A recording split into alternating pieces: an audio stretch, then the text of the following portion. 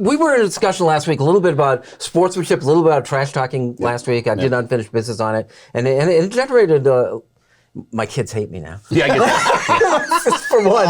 But, I thought it was something worth talking about. It was kind of brought on by the women's NBA, the women's college basketball championship and all the ill feeling there. And, whether sportsmanship has been totally replaced by gamesmanship. No, I don't think it. And trash talking is a part of this whole world that we live in nowadays. We do it all the time. We do it outside of sports. So I don't understand what this total outrage is of one-upping other people in front of their face. It's called social media. But at any rate, I thought about this the other day. You know who was the first that I saw to do the ring thing? I think it was Aaron Donald in the Super Bowl. Okay. Who was the first to do the ring thing in the NBA? I think it was Steph Curry in the NBA Finals. We're talking very high-rated TV shows for primetime big players. And then when it comes to women, it seems like, oh, no. We can't have this. This is just unsportsmanlike conduct. But then again, what brought us to that game?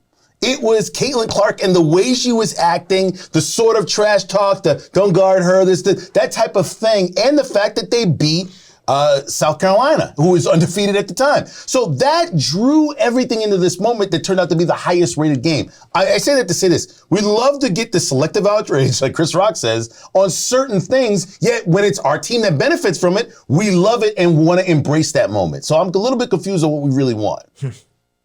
Go ahead. Oh, everything you said, I agree with 100%. I'll go further, right? I mean, like, to make the statement, because your take wasn't the only take I saw like this, right? Like, well, where, men can do it because men are bad, but women shouldn't do it because they're of a higher cut. Well, look, when you say something like that, it almost it says to me what I hear is, well, I don't look at women's sports as valid as men's sports. If you want to have that take, that's fine. But, I mean, when you look at something like women's professional basketball, women's soccer, World Cup especially, the Olympic stuff like that, I mean, it is, right? It's entertaining stuff. The more exposure that these leagues and players are getting, the more the ratings are going up. And look, man, the fact of the matter is this.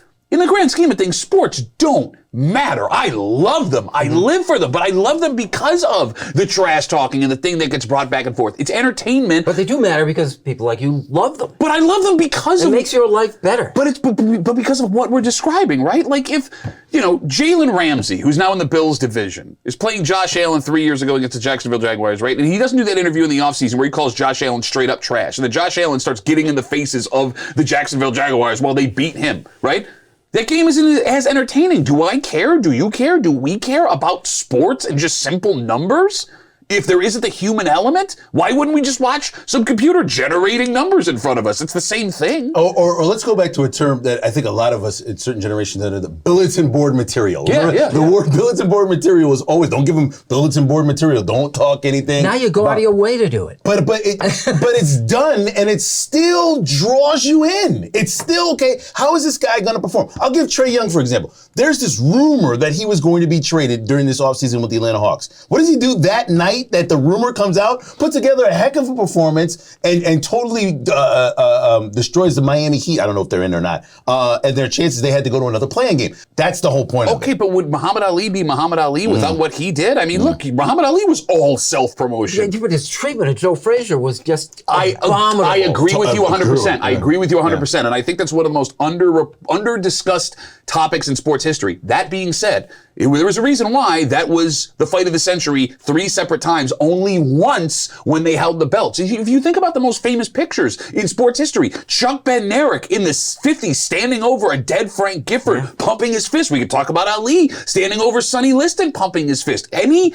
major sports moment that stands out in anybody's head has what we are describing in it. I just think that when you bring the trash talk before the event and the event turns out to be bigger, and then you take one moment from that event that totally demolishes everything else that led to it, you're just totally disregarding it. It was the trash talk and the big upset the game before that led us to the big game that had this moment where the star player wasn't even the star player. And to your point, if you go again along, what's going on still to this day between Isaiah Thomas and Michael Jordan, right? All of that stuff. There is a 6-part documentary, half of it, which was one of the highest rated documentaries in American history. Half of it details what Isaiah Thomas and Michael Jordan said to each other. We love it. We should embrace it.